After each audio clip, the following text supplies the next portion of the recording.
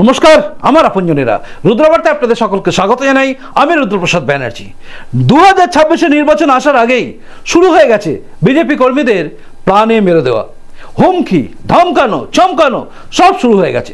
শুরু করে দিয়েছে তৃণমূল তাদের সেই একই কায়দা, যে কায়দায় 2021 নির্বাচনের আগে বিজেপির কার্যকর্তাদের, কর্মীদের একের পর এক খুন করেছিল, ঠিক একই কায়দা যেন এবারেও নিতে শুরু করেছে। তবে এইভাবে কি বিজেপিকে আটকানো যাবে? মায়ের বুক ফাটা কান্না যে আমার চোখের সামনে মেরে দেওয়া হলো আমার ছেলেকে, এই শোনার পরে বাংলার সাধারণ মানুষ কি চুপ করে বসে থাকবে, নাকি তারা জেগে উঠবে? সবটা নিয়ে এই মুহূর্তের রুদ্রবার্তা। আপনারা জানেন 2021 নির্বাচন, যে নির্বাচন অনেকেই স্বপ্ন দেখেছিলেন যে এই রাজ্যে তৃণমূল কংগ্রেসের অবসান হবে, যে সরকার ক্রমাগত দুর্নীতি করে গেছে সেই সরকার শেষ হয়ে যাবে, কিন্তু দেখা গেল কার্যত রয়ে গেল। তার কারণ হচ্ছে অনেক মানুষই ভেবেছিল যে যা আছে তাতে চলে যাবে, কিন্তু আজ মানুষ হয়তো বুঝবে। কারণ কত মায়ের কান্না আর দেখবেন, আর কত মায়ের কান্নার চোখের জল দেখে আপনাদের মনের মধ্যে আসবে সেই প্রশ্ন যে পরিবর্তনের দরকার আছে। এমনই একটা ঘটনা ঘটে গেছে যেটা শুভেন্দু অধিকারী তার আজকে ফেসবুক হ্যান্ডেলে পোস্ট করেছেন, যে পোস্টটা দেখে কার্যত আঁতকে উঠতে হয়, মায়ের আর্তনাদ শুনে আঁতকে উঠতে হয়। প্রথমে দেখুন সেই ভিডিওর একটা অংশ দেখুন।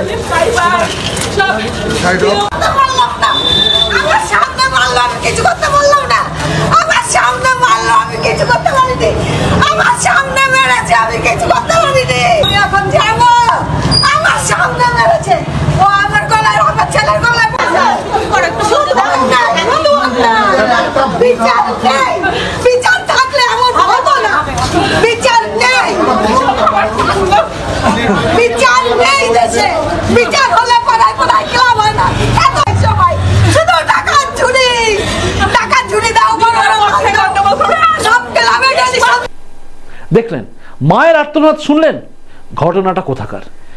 ঘটনাটা যদি জানতে হয় তাহলে জানতে হবে শুভেন্দু অধিকারী কি লিখেছেন। দেখুন, শুভেন্দু অধিকারী বলছেন যে রাজ্যে বিজেপি কর্মীদের উপর তৃণমূলী সন্ত্রাস অব্যাহত।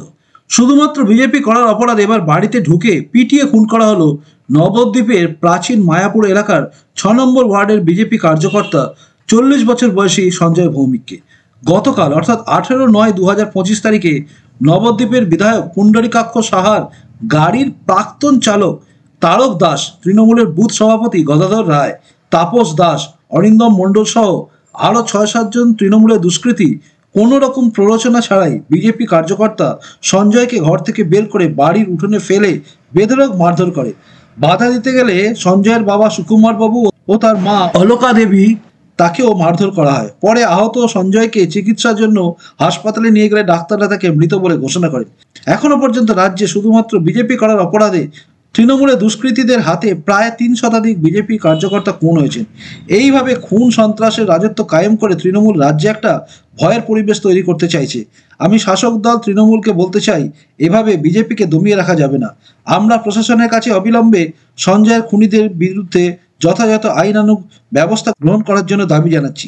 বিজেপি পরিবার এই কঠিন সময়ে সঞ্জয়ের পরিবারের পাশে রয়েছে এবং সঞ্জয়ের খুনিরা কঠোর থেকে কঠোরতম সাজা না পাওয়া পর্যন্ত লড়াই জারি থাকবে। দেখলেন, অর্থাৎ আপনি শুনলেন যে একদম সেই বিখ্যাত নবদ্বীপ, মায়াপুর নবদ্বীপ, যেখানে অহিংসার বাণী সবচেয়ে বেশি প্রচারিত হয়, কারণ সেখানে আছে ইস্কন মন্দির, সবকিছু। সেই প্রাচীন মায়াপুরের 6 নম্বর ওয়ার্ডের সঞ্জয় ভৌমিক, একজন বিজেপির কার্যকর্তা, তাকে পিটিয়ে খুন করে দিল এবং তাকে বাঁচাতে গিয়ে মা বাবা দুজনেই আহত হলেন। মায়ের আর্তনাদ আপনারা শুনেছেন। আচ্ছা, এটা শোনার পরে, এটা দেখার পরে আপনার মনের মধ্যে রিপারকাশন কি আসছে? 2021 নির্বাচনের পরে কিভাবে কান্নায় ভেঙে পড়েছিল অভিজিৎ সরকারের মা, মনে আছে? ভুলে গেছেন। আসলে বাঙালি হচ্ছে আত্মবিস্মৃত জাতি, তাই বাঙালি চটপট ভুলে যায়। যেভাবে 1946-এর 16ই আগস্ট যেভাবে আমাদের রাজ্যে কলকাতার বুকে নৃশংস নরসংহার হয়েছিল, যেভাবে হিন্দুদের বেছে বেছে মারা হয়েছিল, যেটাকে বলা হয় গ্রেট ক্যালকাটা কিলিংস, বা আমি বলি গ্রেটেস্ট ক্যালকাটা কিলিংস, কারণ তারপরে এত নৃশংস ঘটনা আর ঘটেনি। তাই এখনো পর্যন্ত গ্রেটেস্ট ক্যালকাটা কিলিংস বলে আমি একে অভিহিত করি, যদিও ইতিহাস বলে গ্রেট ক্যালকাটা কিলিংস।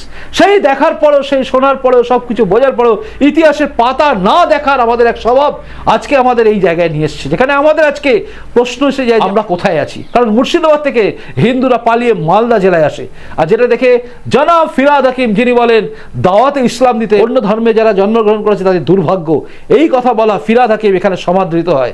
এবং এই সমস্ত ঘটনা ঘটে যায় কারণ আমরা আত্মবিস্মৃত জাতি, আমরা আবার ভুলে যাই।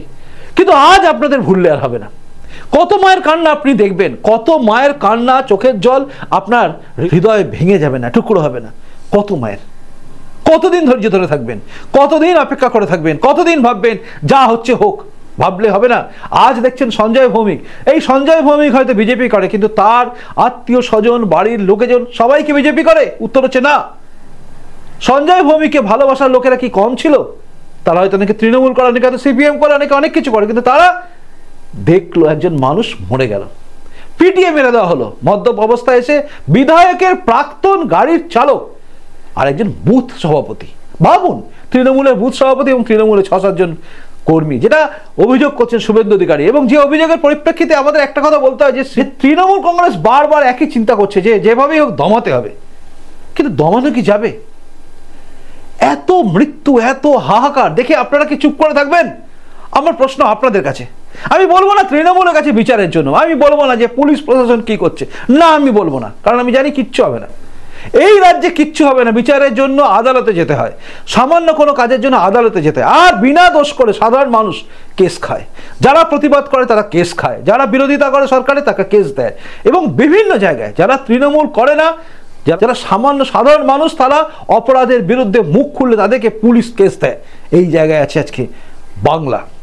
বহু উদাহরণ দিতে পারি, বহু নিদর্শন আমি আনতে পারি, যেখানে দেখা যাবে নিরপরাধ লোক ফেঁসে গেছে আর অপরাধী বুক ফুলিয়ে ঘুরে বেড়াচ্ছে, কারণ এটা তৃণমূল রাজত্ব। আর এই তৃণমূল রাজত্বে আপনি যদি বিচারের জন্য এই তৃণমূলের কাছে যাই, তাহলে কাঁচকলা বিচার পাবেন। তাই আমাদের আপনাদের সবাইকে একত্রিত হতে হবে, ভুলে যেতে হবে যে আগামী দিনে আমাদের মধ্যে কোনো বিভেদ ছিল, সবাইকে এক জায়গায় আসতে হবে এবং সবাইকে এক জায়গায় এসে একভাবে একটাই আওয়াজ তুলতে হবে, সেটা হচ্ছে তৃণমূলকে সরাতে হবে। এই সরকার না সরলে এইরকম কান্না আপনার শুনতে হবে। মনে রাখবেন, আরজিকর কাণ্ডে অভয়ের মা বাবা আজও কাঁদছে, আজও তারা রাস্তায় রাস্তায় ঘুরছে। বলবেন সিবিআই কি করলো? মনে রাখবেন, প্রমাণ লোপাট করেছে কিন্তু এই রাজ্যে তৃণমূল কংগ্রেসের লোকেরা এবং সন্দীপ ঘোষের মতো লোকেরা এবং বিভিন্ন লোক যারা এই দুর্নীতির দায়ে জড়িত হয়ে কেস খেয়েছে, জেলে গেছে এবং বেলে আছে, এবং একজন থানার ওসি পর্যন্ত জড়িত। কোন জায়গায় আপনি যাবেন? প্রমাণকে লোপাট করার চিন্তা করা হয় একের পর এক, আর সব কিছু হয় তার কারণ হচ্ছে আপনি চুপ করে আছি। আমরা ভেবেই দেখি না যে ওই সঞ্জয় ভৌমিক কালকে আমার বাড়ির কেউ হতে পারে। বিরোধিতা করলেই যদি কেস খেতে হয়, বিরোধিতা করলে, বিরোধী পার্টি করলে যদি তাকে মেরে ফেলা হয়, তাহলে সেখানে গণতন্ত্র আছে বলে আপনি বিশ্বাস করেন? আপনি যদি বিশ্বাস করেন তাহলে আপনার মতো মানুষ প্রণম্য। আগামী দিনে যারা আগামী প্রজন্ম আছে, তারা আমাদের এই প্রজন্মকে একদিন গালাগালি দেবে, কারণ আমরা সেই জায়গায় রেখে দিয়ে যাচ্ছি। তাই পরিবর্তনের দরকার আছে। কোনো রাজনৈতিক ভেদাভেদ নয়, কোনো ধর্মীয় ভেদাভেদ নয়, একটাই চিন্তা করতে হবে, সেটা হচ্ছে তৃণমূল কংগ্রেসকে সরাতে হবে। যারা শুধুমাত্র ধর্মের কারণে তৃণমূল কংগ্রেসকে ভোট দেবে, তাদের কথা বাদ দিন। আপনি আমি সব এক হয়ে যাব, এক হয়ে আমাদের পরিবর্তন করতে হবে, নচেত এই জায়গা তৈরি হবে। বিজেপির কর্মীরা মার খাচ্ছে, মরে যাচ্ছে, তারপরেও বিজেপির কর্মীরা ঝান্ডা ছাড়েনি। তাই এদের সাথে থাকতে হবে আপনার, তাই এই সরকারকে ফেলতে হবে আপনাদের, এছাড়া কোনো রাস্তা নেই। কারণ আজকে আপনি দেখছেন সঞ্জয়ের মা কাঁদছে, কাল আপনি দেখবেন আপনার পাশের বাড়ি কেউ কাঁদছে। আপনি সহ্য করতে পারবেন?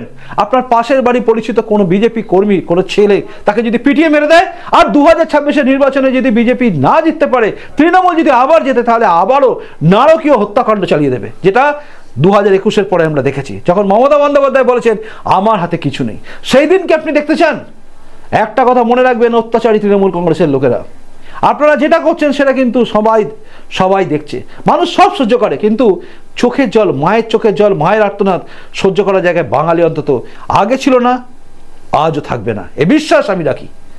2021-এ যে ভুল মানুষ করেছে সে ভুল আর কেউ করবে না 2026-এ। এই ভুলের পুনরাবৃত্তি আর হবে না, তাই এই সরকারকে ফেলতে হবে। এছাড়া কোনো রাস্তা সাধারণ মানুষের কাছে নেই, আপনার কাছেও নেই, আমার কাছেও নেই। আপনি যদি ভাবেন যে আপনি বেঁচে আছেন, ভুল করছেন। ঘুঁটে পড়ে গোবর হাসে, ঘুঁটে পুড়তে পুড়তে বলে তোরও একদিন আছে, এই জায়গায় আছে। আজ আপনি বিরোধিতা করা, মানে সরকার বিরোধিতা করা, বিজেপি করা, সঞ্জয় ভৌমিককে দেখে যদি ভাবেন ওর হয়েছে আমার কি, কাল আপনার বাড়িতেও ভগবান না করে এরকম কোনো ঘটনা ঘটে। তাই এখন থেকে সাবধান হন, এখন থেকে আওয়াজ তুলুন। আচ্ছা, এই ঘটনা সম্পর্কে আপনি কি ভাবছেন? আপনার কি মনে হচ্ছে আপনি জানান। এইভাবে কি বিজেপিকে দমানো যাবে? জানাবেন কিন্তু। আপনাদের প্রত্যেকের কমেন্টসের অপেক্ষা আমি রইলাম। আর প্রতিবেদনটাকে পারলে শেয়ার করবেন সবার কাছে। আর নতুন এসে থাকলে এই চ্যানেলটা সাবস্ক্রাইব করে আমার আপনজন হয়ে তারপর যাবেন। খুব ভালো থাকুন, দেখা হচ্ছে এরপরের রুদ্রবার্তাতেই। আসি, নমস্কার, বন্দে মাতরম, ভারত মাতা জয় হোক, জয় হিন্দ।